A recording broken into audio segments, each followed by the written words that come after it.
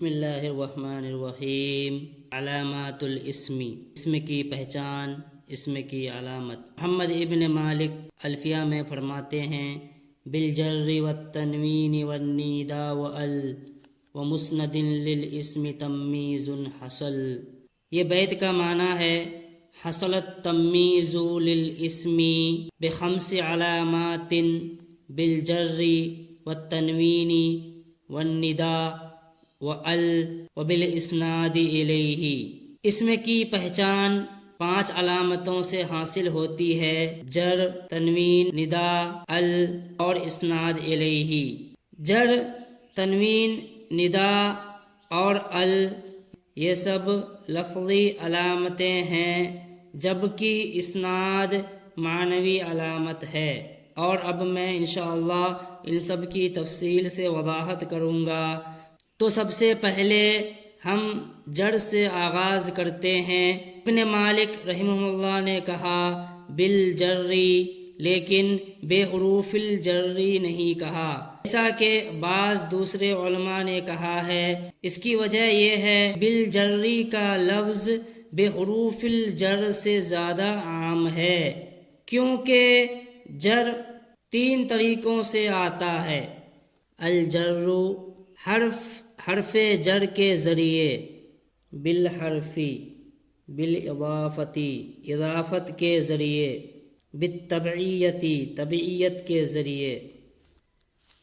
حرف جر کے ذریعے جر اس اسم کو کہتے ہیں جو حرف جر کے بعد آ کر مجرور ہوتا ہے، یعنی الاسم المجرور۔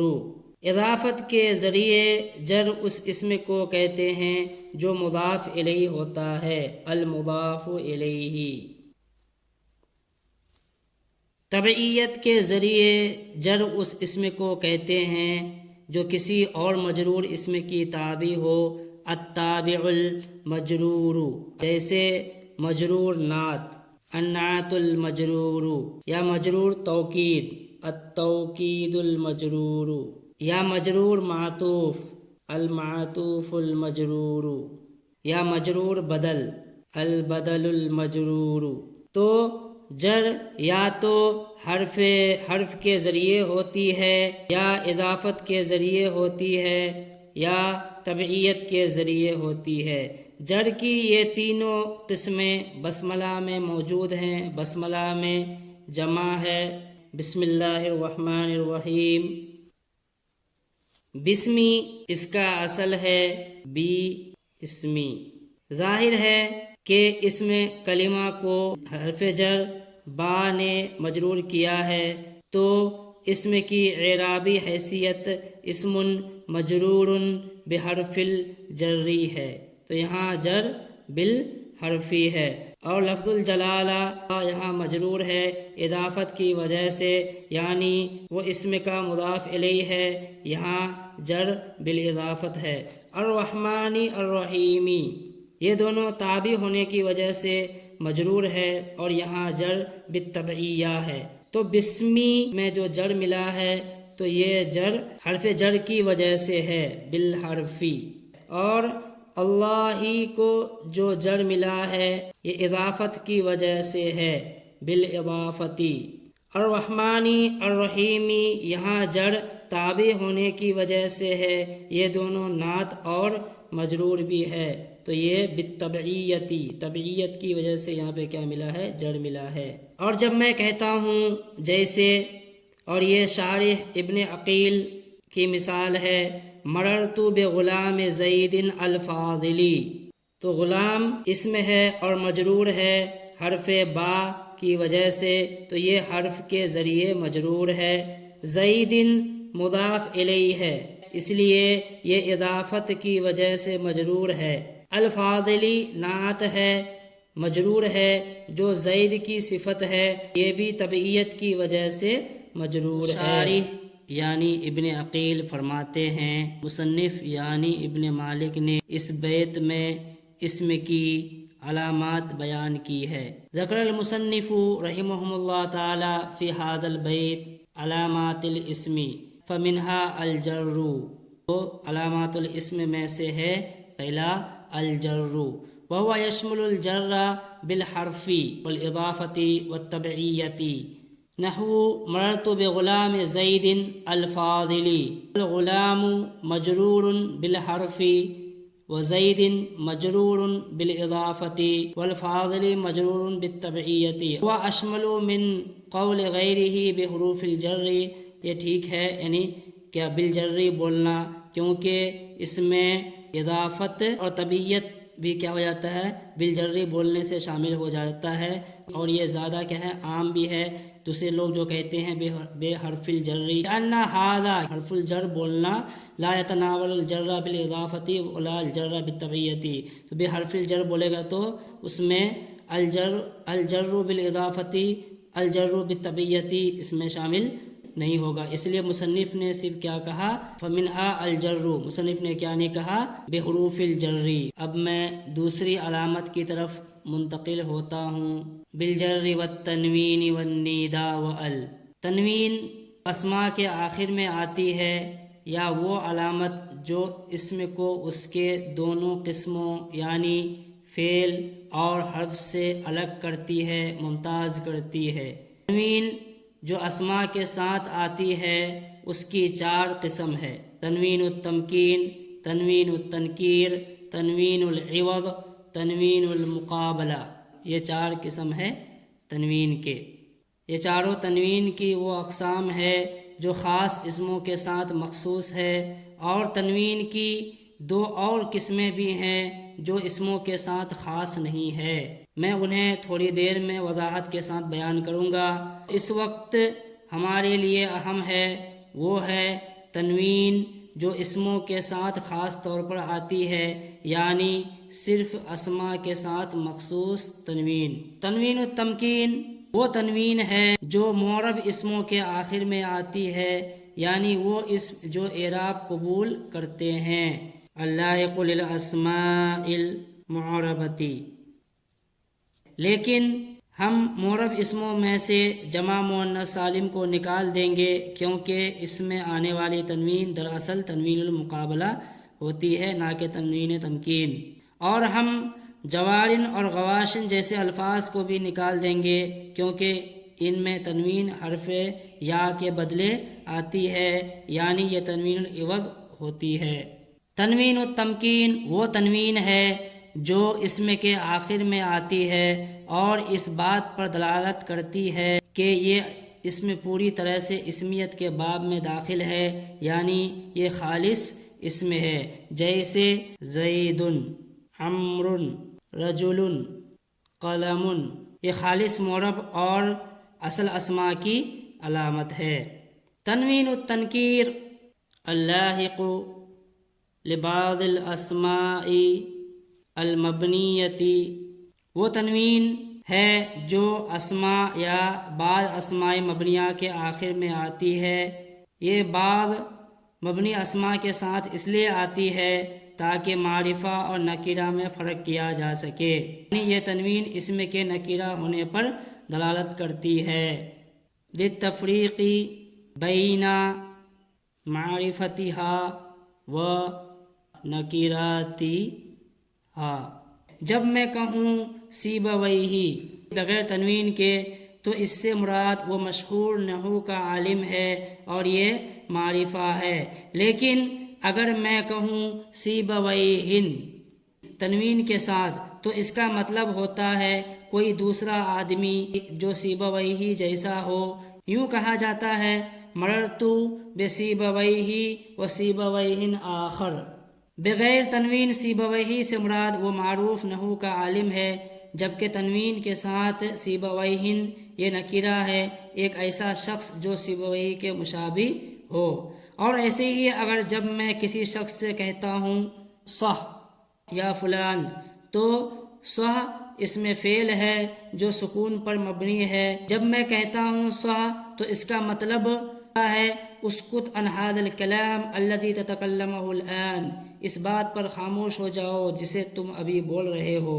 صح بغیر تنوین کے معرفہ ہے، یعنی کسی خاص بات پر خاموش رہنے کا حکم دیا جا رہا ہے.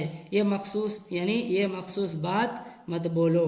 لیکن اگر میں کہوں صحن تنوین کے ساتھ تو اس کا مطلب ہے اسکت عن ای کلام، کوئی بھی بات ہو خاموش ہو جاؤ، تو یہ نکیرہ ہے، یعنی عام طور پر کسی بھی گفتگو سے باز رہنے کا حکم۔ مختصر یہ ہے تنوین تنکیر بعض اسماء مبنیہ میں داخل ہوتا ہے تاکہ یہ ظاہر کرے کہ وہ نکیرہ ہیں۔ تنوین العوض کی 3 قسمیں ہیں۔ ایک حرف کے عوض میں ان حرفن، دوسری کلمہ کے عوض میں ان کلمتن یا اسم کے عوض ان کلمتن یا اسم کے عوض میں آتی ہے، تیسری جملہ کے عوض میں ان جملتن۔ تنوین عوض جو حرف کے بدلے میں آتی ہے جیسے جوارن اور غواشن، تو یہ تنوین عوض ہے ایک محذوف حرف کے بدلے میں، اور وہ ہے یا، جس کا اصل ہے جواری اور غواشی۔ عوض جو اسم کے بدلے آتی ہے جیسے کل یموت، یہ تنوین ایک محذوف اسم کے بدلے میں آئی ہے، گویا کہ میں یہ کہہ رہا ہوں کل انسان یموت یا کل مخلوق یموت، لہذا یہ تنوین کلمہ مخلوق یا انسان کے عوض میں ہے۔ کل انسان یا کل مخلوق یموت، یہ تنوین دراصل ایک محذوف اسم یا محذوف کلمہ کی جگہ پر آئی ہے۔ تنوین عوض جو جملے کے بدلے میں آتی ہے وہ ان الفاظ میں ہوتی ہے حین اذن، وقت اذن، آن اذن، ساعت اذن۔ اللہ تعالیٰ فرماتا ہے بسم اللہ الرحمن الرحیم اللہ اذا بلغت الحلقوم وانتم حین اذن تنظرون۔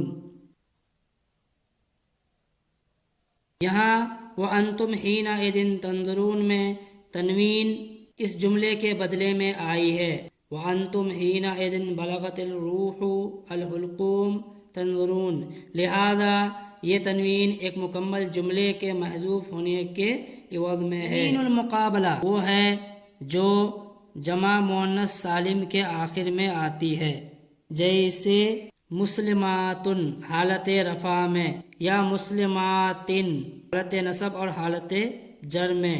اس تنوین کو تنوین مقابلہ اس لیے کہا جاتا ہے کیونکہ یہ جمع مذکر سالم کی نون کے مقابل میں آتی ہے۔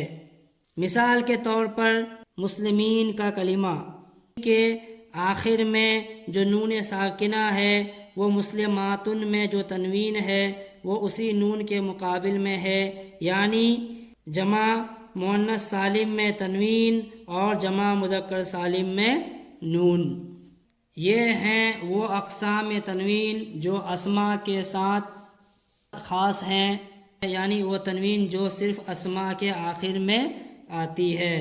اور 2 قسمیں تنوین کے اور بھی ہیں جو اسماء کے ساتھ خاص نہیں ہے، تنوین الترنم، دوسرا التنوین الغالی۔ حقیقت میں یہ دونوں قسمیں شاعری کے ساتھ خاص ہے۔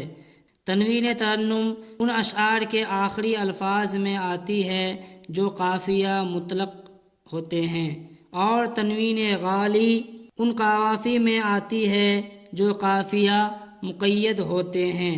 شاعر کہتا ہے اقل اللوم آذل والعطابا وقولی ان اصبت لقد اصابا، اس نے والعطابا کے بجائے العطابن کہا، صرف ترنم سے شعر پڑھنے کے لیے اور گنگنانے کے لیے، یعنی اقل اللوم عادل والعطابن وقولی ان اصبت لقد اصابن، لہذا یہ تنوین ترنم کے لیے ہے اور یہ اسماء کے ساتھ خاص نہیں ہے، کیونکہ یہاں ایک لفظ العطاب اسم ہے اور دوسرا اصابن فعل ہے، تو اصابن میں تنوین فعل پر آئی، اس لیے ظاہر ہوا کہ یہ تنوین اسماء کے ساتھ مخصوص نہیں، بلکہ بعض اوقات یہ تنوین حرف پر بھی داخل ہو جاتی ہے، جیسے شاعر نے کہا أضف الترحل غير أن رقابنا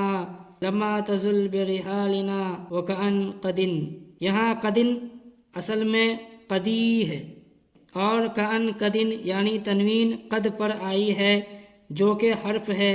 اس سے معلوم ہوتا ہے کہ ترنم والی تنوین کبھی حرف پر بھی آ جاتی ہے۔ تنوین غالی کو امام اخفش نے ثابت کیا ہے، اور یہ قوافی مقیدہ کے ساتھ لائق ہوتی ہے، جیسے شاعر کا قول ہے قاتم الأعمى کے خواب المخترق، یہاں المخترق میں جو تنوین ہے وہ تنوین غالی ہے۔ اور ایک اہم بات یہ ہے کہ در حقیقت یہ دونوں تنوین میں سے نہیں ہے، بلکہ یہ شاعری میں قافیہ کے تقاضے کی خاص چیزیں ہیں۔ اور عجیب بات یہ ہے کہ نحوی یا اکثر نحویوں نے ان دونوں اقسام کو تنوین کے ساتھ شامل کر دیا ہے۔ حقیقت میں تنوین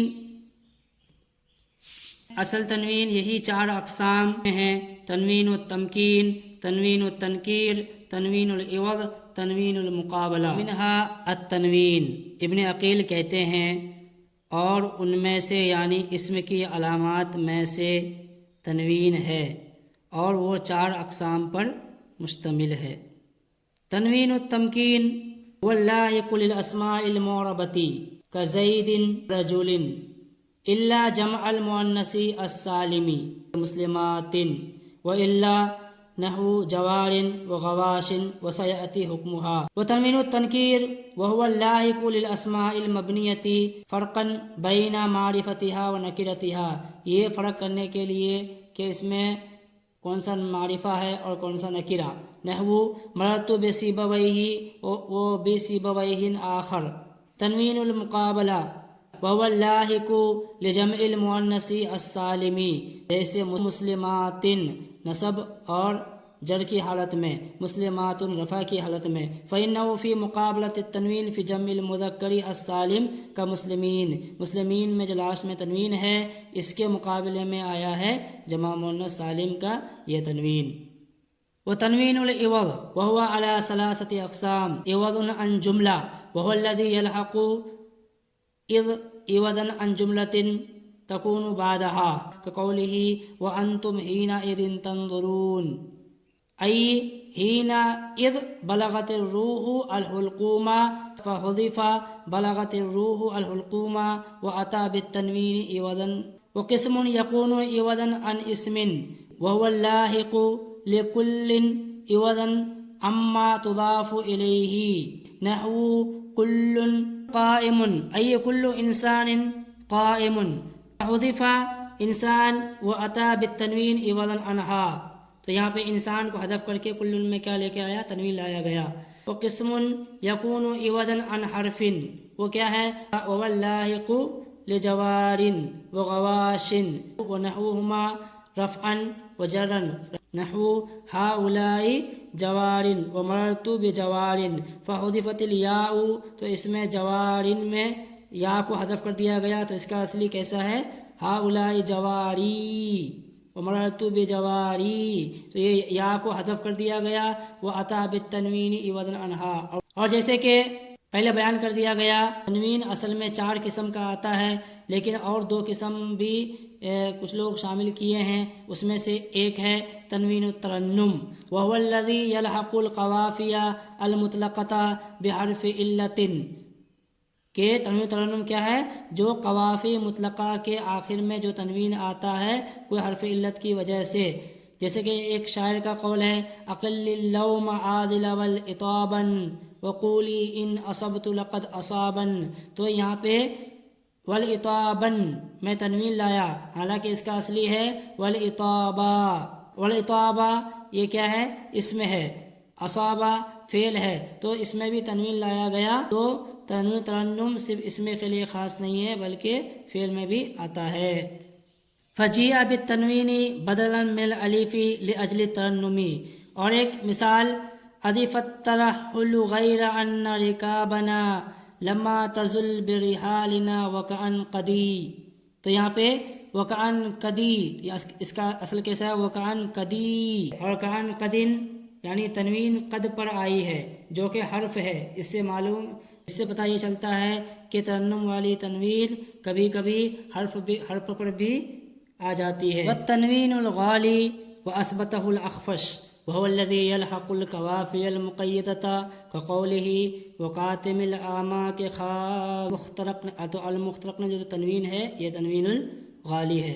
وظاہر کلام المصنف ان التنوین كله من خواص الاسم وليس كذلك بل الذي يختص به الاسم انما هو تنوین التمکین والتنکیر والمقابلہ والعوض۔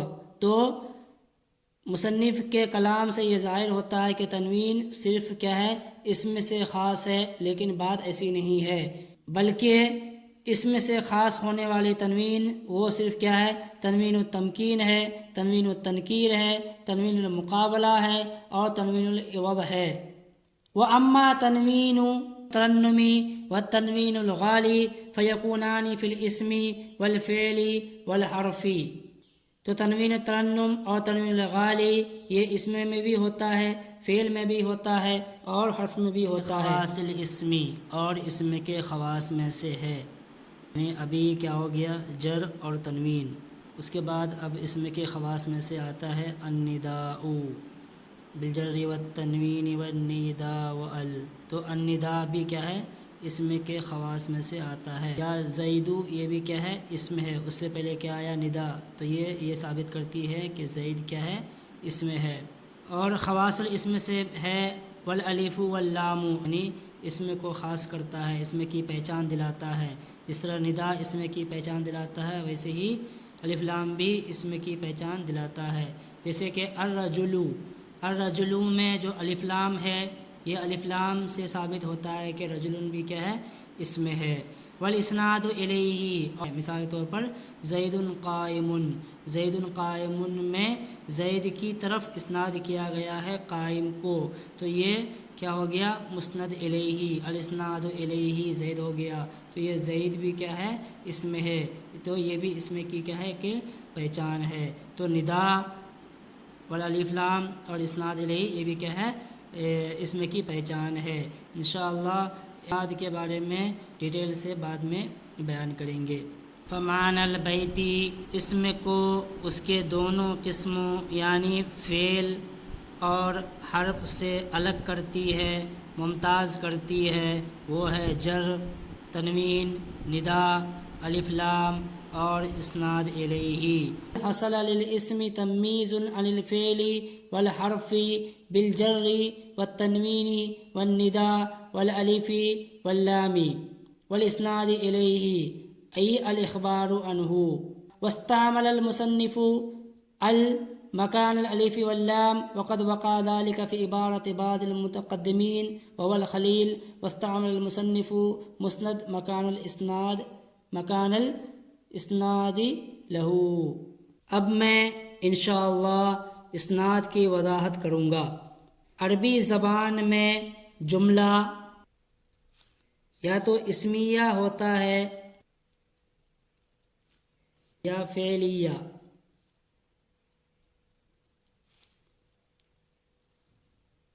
جملہ اسمیہ مبتدا اور خبر، جملہ اسمیہ مبتدا اور خبر سے بنتا ہے۔ جملہ فعلیہ فعل اور فاعل سے بنتا ہے۔ جب میں یہ کہوں مثلا زید قائم، تو یہ جملہ اسمیہ ہے، زید مبتدا ہے اور قائم خبر ہے۔ اور جب میں کہتا ہوں قام زید، تو یہ جملہ فعلیہ ہے، قام فعل، زید فاعل۔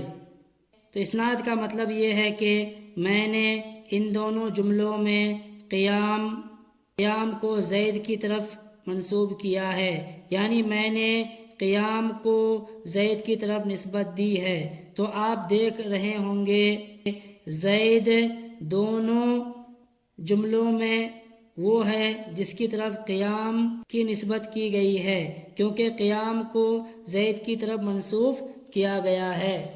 تو قائم مسند ہے اور قامہ بھی مسند ہے، اور میں نے قیام کو زید کی طرف اسناد کیا ہے، تو قیام مسند ہے اور زید مسند الیہ،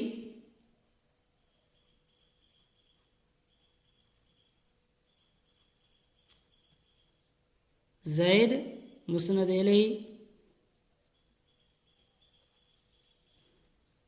لہذا مسند الیہ جملہ اسمیہ میں مبتدا ہوتا ہے اور جملہ فعلیہ میں فاعل ہوتا ہے، اور مبتدا کا اسم ہونا ضروری ہے اور فاعل کا بھی اسم ہونا ضروری ہے۔